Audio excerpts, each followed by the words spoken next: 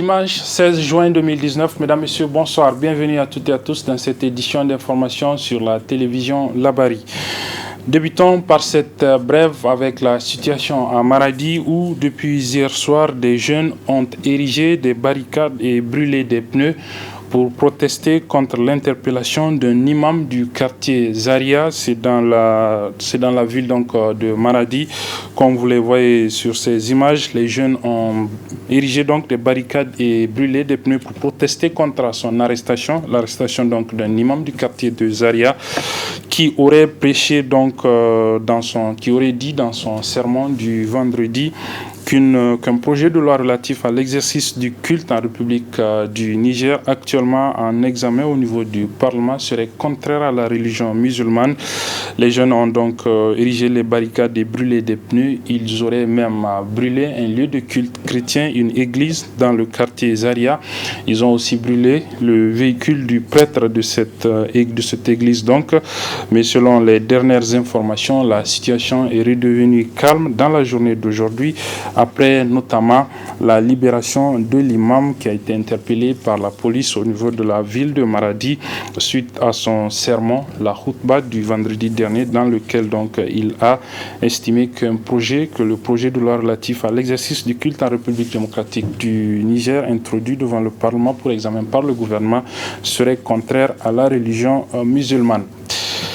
Ce même projet de loi relatif donc à l'exercice du culte en République du Niger a été au centre d'une déclaration rendue publique hier soir, toujours ici à Niamey cette fois-ci, par un regroupement de 8 associations islamiques qui se sont donc réunies au niveau de la mosquée tout court, au niveau du quartier Lazare de Niamey. Elles ont plutôt donc ces associations dans la déclaration demandé simplement au gouvernement, à l'Assemblée nationale qui a le texte devant elle, de ne pas le voter. Je vous propose de suivre le résumé de cette déclaration avec nos reporters Ibrahim Abdou et Adam Soumana. C'est massivement que les fidèles musulmans ont effectué le déplacement de ce lieu de culte de la capitale pour suivre un prêche dit par des ulémas membres de plusieurs associations islamiques ayant porté sur la place qu'occupe l'islam dans la société nigérienne. À l'issue de ce grand rendez-vous religieux, les 8 associations islamiques initiatrices de cette rencontre ont bien voulu porter à la connaissance des fidèles à travers une déclaration le contenu d'un projet de loi portant sur la pratique de l'islam au Niger. Ce projet de loi adopté au Conseil des ministres du 29 avril 2019 évoque une absence totale de normes un tant soit peu rigoureusement définies pour l'exercice du culte, en visant particulièrement l'islam. Dire que l'exercice de l'islam se fait sans normes est une mise à sac du Coran et de la riche tradition prophétique qui ont précisé tout ce que le musulman doit faire et ne doit pas faire. Ce projet de loi, que rien ne justifie dans le contexte sociologique du Niger, est de nature à créer une fitna en exacerbant le sentiment d'injustice des populations nigériennes par des contrôles aussi inutiles que contre-productifs sur ces lieux de culte, sur ces imams et les autres ulémas prêcheurs. Occasion pour les acteurs de la présente déclaration de donner d'amples explications sur le projet de loi qui sera soumis à l'appréciation des élus nationaux en vue de son adoption, ainsi que le processus qui a conduit à la proposition de la dite loi. La plupart des articles du projet de loi, du 5e article au 19e article, semblent anodins. C'est comme un piège, ça semble inoffensif. Mais par les non-dits, il porte les germes de mesures pouvant ligoter le prêche musulman. Ce projet de loi a pour dessein, à peine masqué, de freiner la propagation de l'islam en muselant un prêche de plus en plus dynamique, populaire et transformateur des comportements des Nigériens. Pour les bailleurs de fonds, cela est inacceptable et il faut à tout prix priver la religion d'Allah de tout financement. Aussi, les 8 associations islamiques interpellent les députés nationaux à ne pas voter une loi contraire aux préceptes de l'islam et à s'attaquer plutôt aux questions prioritaires de développement pour l'épanouissement des populations nigériennes. Aujourd'hui, 16 juin, c'est la journée de l'enfant africain. Vous le savez, elle est célébrée pour se souvenir du massacre des jeunes enfants au niveau de Soweto, en Afrique du Sud. Pour marquer cette journée ici, la Commission nationale des droits humains a organisé ce matin une conférence débat autour du thème « Les droits de l'enfant et action humanitaire au Niger, quel bilan ?» C'était donc ce matin au siège du syndicat national des enseignants, des agents de douane, le SNAD. Le résumé avec nos reporters Aboubakar Souley et Ismaël Moumouni. À venir de demain, les enfants constituent le fer de lance de développement de la nation. Le Niger ne peut avoir un avenir meilleur tant que les droits de cette frange importante de la population sont bafoués. C'est ce qui a conduit la Commission nationale des droits humains, CNDH, à initier cette conférence débat sur le thème « Le droit de l'enfant et l'action humanitaire au Niger, quel bilan ?» Le thème de cette année ne vient-il pas orienter notre action sur un bilan de la situation des droits de l'enfant relativement à l'action humanitaire? En Afrique en général et au Niger en particulier, des conflits armés ont engendré des violations du droit à la vie, des déplacements internes, des enlèvements et la migration forcée des populations, surtout ces dernières années. J'ai notamment une pensée particulière pour toutes les personnes enlevées dans notre pays et ceux de la sous-région, particulièrement les enfants. C'est pourquoi cette conférence est venue à point nommé, car elle nous permettra de mettre en exergue la situation certainement très critique des enfants relativement à l'action humanitaire dans notre pays. Il y a aussi lieu de relever que la Convention relative aux droits de l'enfant et la Charte africaine pour le bien-être des enfants, ratifiée par plusieurs pays africains, y compris le Niger, sont les principaux textes juridiques qui régissent et font l'unanimité des droits de l'enfant au plan régional et international. L'institutionnalisation par l'Union africaine du 16 juin comme étant la journée de l'enfant africain est le fruit du sacrifice consenti par des enfants sud-africains. Le 16 juin 1976, il y a eu des événements tragiques à Soweto, notamment en Afrique du Sud.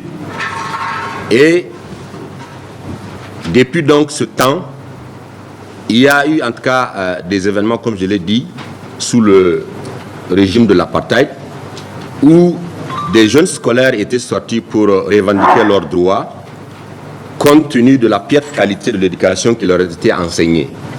Et ils avaient estimé que cela était une discrimination vis-à-vis donc d'eux enfants, en tout cas issus de la race noire, et que de manière en tout cas démocratique, ils devraient sortir pour manifester leur mécontentement. Mais malheureusement, au lieu de les écouter, le régime de l'époque n'a jugé utile que d'ouvrir le feu sur ces enfants-là, faisant plusieurs morts. Et on a encore en mémoire le cas de ce jeune homme-là, qui n'avait que 12 ans, qui était en tout cas en sang entre les mains d'un adulte. Et cette image avait fait le tour du monde. Et ça a vraiment choqué le monde entier. Et c'est à partir de cet instant-là que la communauté internationale, en tout cas, a accordé beaucoup plus d'intérêt à la question de l'apartheid en Afrique du Sud. Désormais dotée du statut A, la CNDH entend mener avec l'ensemble des acteurs un plaidoyer à l'endroit du gouvernement pour prendre des mesures idoines adaptées au respect des droits des enfants. L'agence en charge de l'organisation du 33e sommet des chefs d'État de l'Union africaine a officiellement lancé hier, au cours d'une soirée dite des internautes, les activités parallèles à la tenue de cette rencontre au sommet des chefs d'État africains dans la capitale nigérienne. La nuit des internautes, c'était hier au niveau de la place du Petit Marché de Niamey.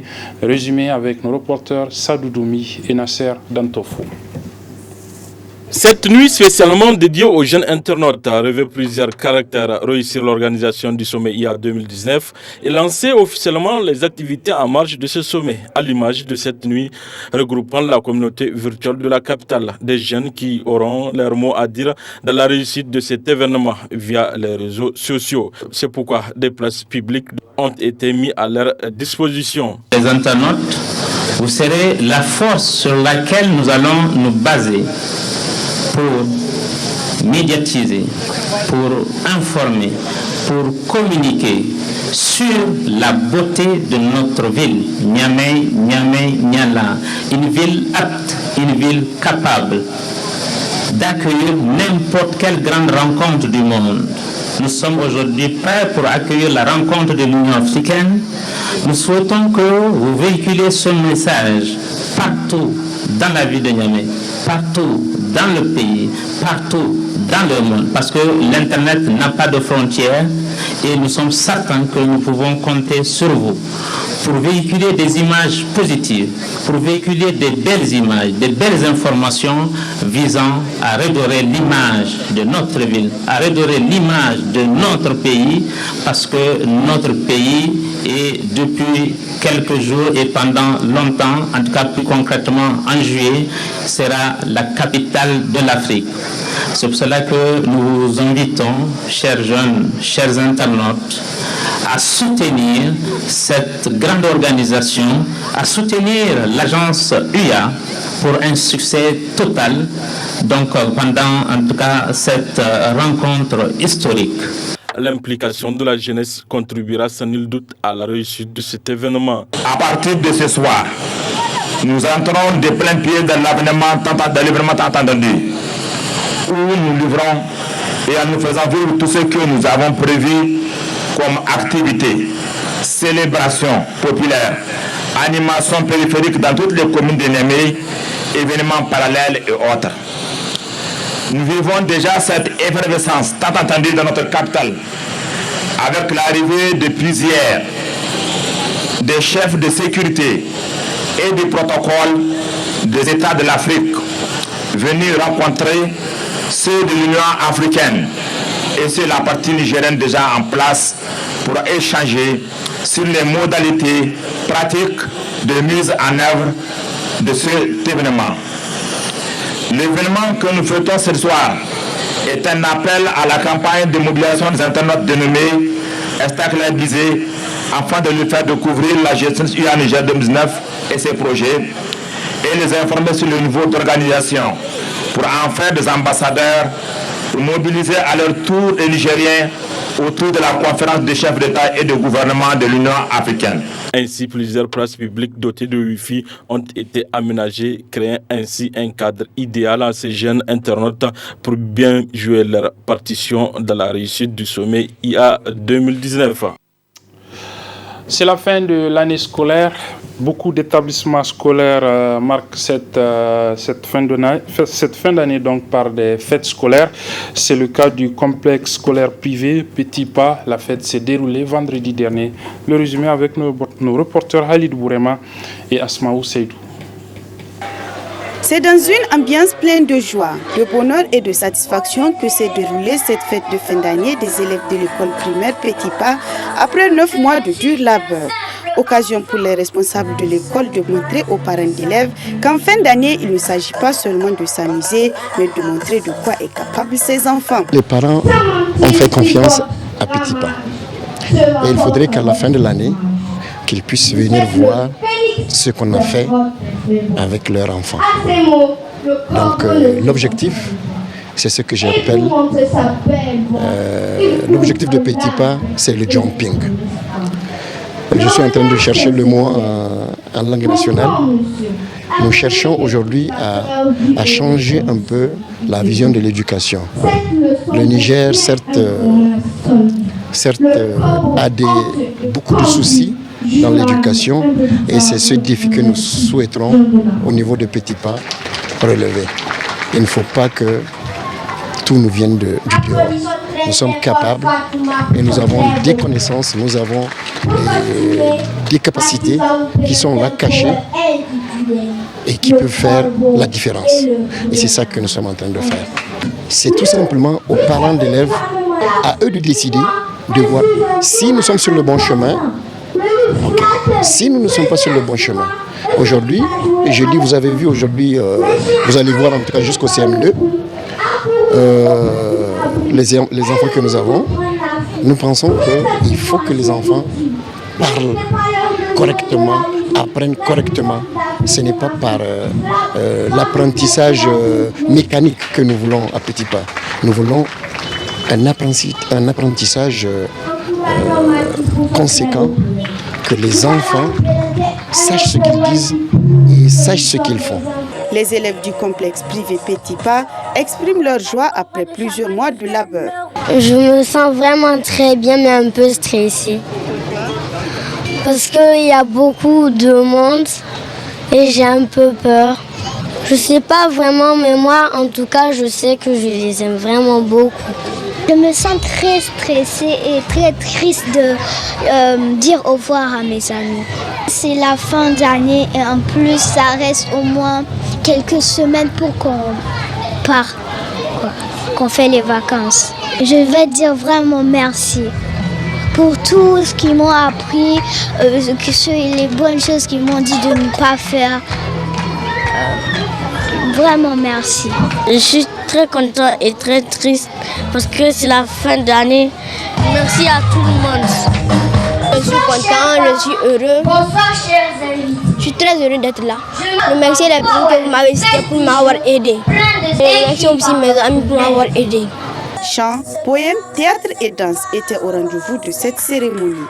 Bonne fête à tous les élèves de l'école Petit Pas.